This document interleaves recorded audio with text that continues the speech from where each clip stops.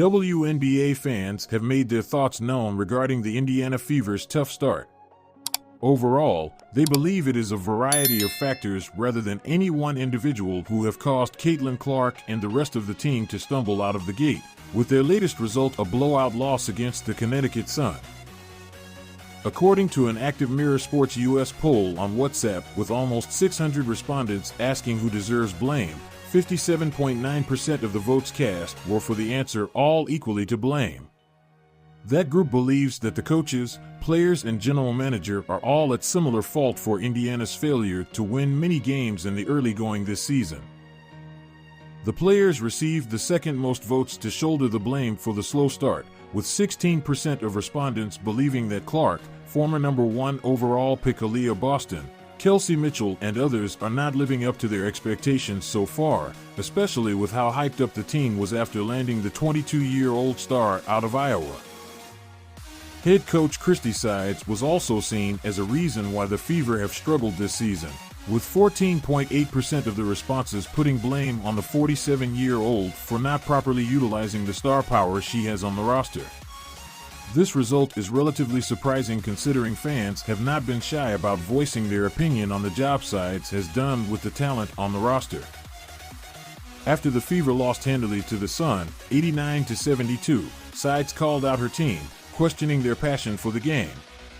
Of note, Clark only played 21 minutes in that game, a season low, and as a whole, Indiana allows the most points per 100 possessions than any other team in the WNBA this season.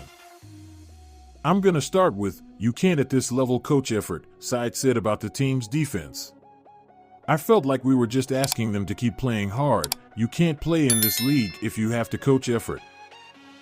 Lastly, only 11% of respondents believe that Fever general manager Lin Dunn is to be blamed for the team's lack of success this season.